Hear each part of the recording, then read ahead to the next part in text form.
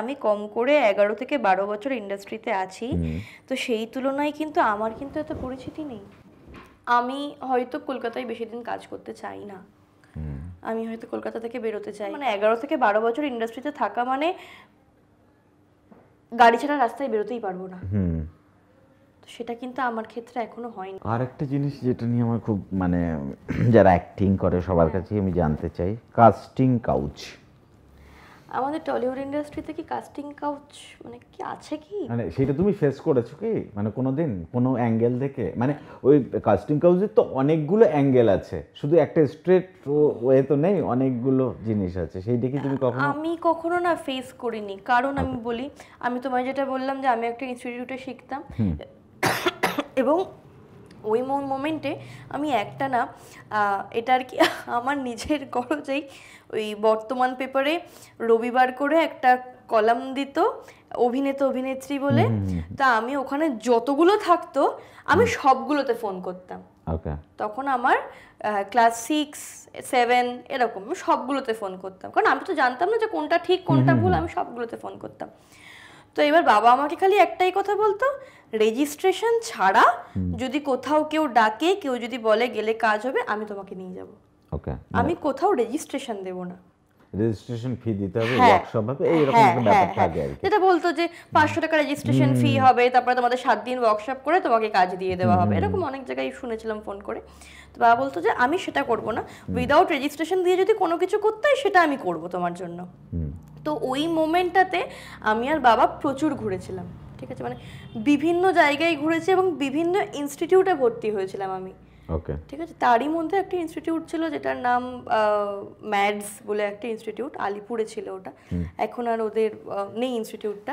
তো ওরাই আমাকে প্রথম অডিশনে পাঠিয়েছিল মা সিরিয়ালের জন্য, ওখান থেকে আমার ক্লিক করে, ঠিক আছে। তো এছাড়াও মানে ম্যাথস ছাড়াও আমি প্রচুর প্রচুর জায়গায় ফোন করেছিলাম, কথা বলেছিলাম।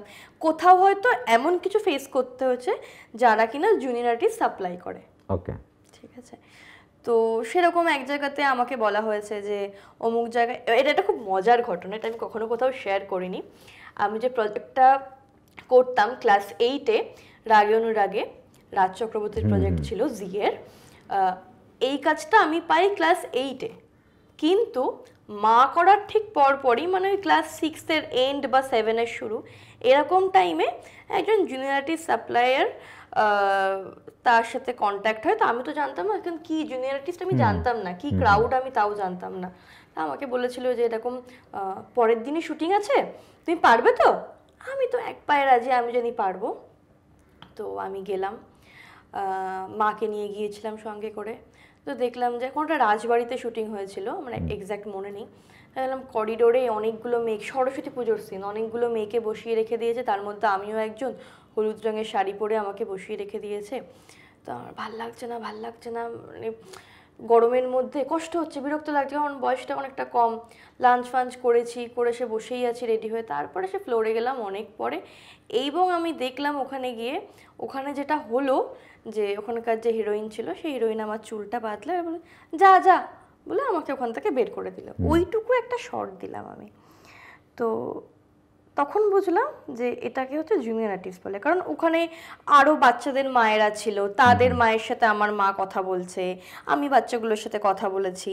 তো সেটা করে বুঝলাম এইটাকে হচ্ছে জুনিয়র আর্টিস্ট বলে, এটা হচ্ছে ক্রাউড করতে আমি এসেছি। তো সেটা আমি প্রথম দিন করেছিলাম কাজটা, পরের দিন থেকে আমি আর যাইনি, ওদের কন্টিনিউটি সিন ছিল, পরের দিন থেকে আমি আর যাইনি।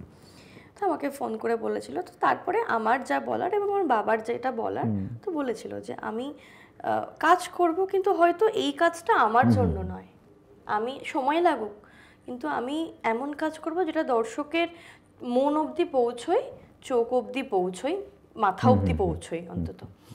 তো এবং ঠিক তার 1 বছর বাদে যেই প্রজেক্টে আমি জুনিয়র আর্টিস্ট হয়ে গিয়েছিলাম, সেই প্রজেক্টটাতেই আমি অ্যাজ আ কাস্টিং হয়ে গেলাম। হ্যাঁ, সেটা হচ্ছে রাগে অনুরাগে জিয়ের প্রজেক্টটা। তো এইটা একটা কোথাও গিয়ে একটা ব্যাপার, এটাকে আমি কখনো কাস্টিং কাউচ ঠিক বলবো না, কারণ আমি কাস্টিং কাউচের পাল্লায় আমি কখনো অন্তত পড়িনি। না, হয় না যে বিভিন্ন মানে একটু ছবির ক্ষেত্রে একটু বেশি হয়, যে একটা কুপ্রস্তাব আসতে পারে ছবির কাজ দেওয়ার আমার উপরে? ক্ষেত্রে কখনো আসেনি, মেগা সিরিয়ালে তো কখনোই আসেনি আমার ক্ষেত্রে, এবং ছবির কাজের ক্ষেত্রেও অ্যাজ সাচ খুব একটা আসেনি আমার কাছে এখনো অবধি। তুমি একটা কাজ করছো, তারপরে 1 বছর 2 বছর একটা গ্যাপ হচ্ছে, তারপরে এইটা প্রথম থেকেই তোমার চলছিল। তো হচ্ছে কি যে সাকসেস ফেলিওর মানে এই তুমি লাইমলাইটে রইলে, একদম। তারপরে 1 বছর পর আবার তুমি আননোন হয়ে যাচ্ছ। মানে আমি যদি এখন ভেবে দেখি যে আমি হিসাব করছিলাম যে আমি কম করে 11 থেকে 12 বছর ইন্ডাস্ট্রিতে আছি, তো সেই তুলনায় কিন্তু আমার কিন্তু এত পরিচিতি নেই। আমাকে কিন্তু এখনো মানে 11 থেকে 12 বছর ইন্ডাস্ট্রিতে থাকা মানে গাড়ি ছাড়া রাস্তায় বেরোতেই পারবো না। তো সেটা কিন্তু আমার ক্ষেত্রে এখনো হয়নি, যেহেতু আমার মনে হয় যেহেতু আমি গ্যাপ নিয়ে কাজ করে গেছি। এই সাকসেস ফেলিওর মানে এই যে লাইমলাইটে থাকা, আবার 1 বছরের জন্য সরে যাওয়া, আবার আসা, এটাকে হ্যান্ডেল করা শিখে গেছো তুমি? এই অদ্ভুত হয় না যে ধরো 1 বছর ধরে একটা কন্টিনিউ রুটিনের মধ্যে আছো, তারপরে তোমার 1 বছর হয়তো অন্য আছে, কিন্তু এই অ্যাক্টিং করা এটা তো ভালো লাগে না? এই যে প্রজেক্টটা করছি, এই প্রজেক্টটায় বসু পরিবার, এই প্রজেক্টটা শুরু করলাম হচ্ছে আমি এই ডিসেম্বরে, ঠিক আছে? ডিসেম্বরের আগে আমি আরো 2 বছর বসেছিলাম। এবার বলতে পারো যে কেন বসেছিলে, হ্যাঁ হয়তো অনেকে বলেছে যে কাজ পাইনি, অনেকে বলেছে কাজ করিনি, কিন্তু যে কথাটা আমি তোমাকে ঠিক আগে বললাম যে আমি টাইপ কাস্ট হয়ে গেছি, ঠিক আছে? হয়তো আমি ওই ঘেরাটোপটাকে বেরোনোর জন্য আমি এতজনকে না না না না না না বলে গেছি। আর আমাদের এখানে তো খুব ইগো প্রবলেম মানুষের, তো না বলা মানে কিন্তু এইটা না যে নেক্সট তোমাকে আবার বলবে। না বলা মানে সৌমি আমায় না বললো, আমাকে রিজেক্ট করলো, ইগোতে নিয়ে নিয়েছে। আমি যখন পরে আবার নক করেছি তখন কিন্তু আমি পরে এই ডাকটা পাইনি, ঠিক আছে? এবং সামহাও কোথাও গিয়ে আমার মনে হয়েছে যে আমি হয়তো কলকাতায় বেশি দিন কাজ করতে চাই না, আমি হয়তো কলকাতা থেকে বেরোতে চাই, কারণ আমি যদি কলকাতা থেকে বাইরে গিয়ে কাজ করি আমার হয়তো কাছে কাজের পরিধিটা আরো বেড়ে যাবে, ঠিক আছে? এখানে যদি আমি 2টো কাজের প্রপোজাল পাই বছরে, আমি হয়তো যদি বাইরে গিয়ে অডিশন দিতে হবে, খাটতে হবে, 0 থেকে শুরু করতে হবে। আর আমার সত্যি কথা বলতে 0 থেকে শুরু করতে আমার কোনো আফসোস নেই, কারণ আমি এখন বড় কোনো কেউকেটা হয়ে যায়নি যে আমি 0 থেকে শুরু করতে পারবো না।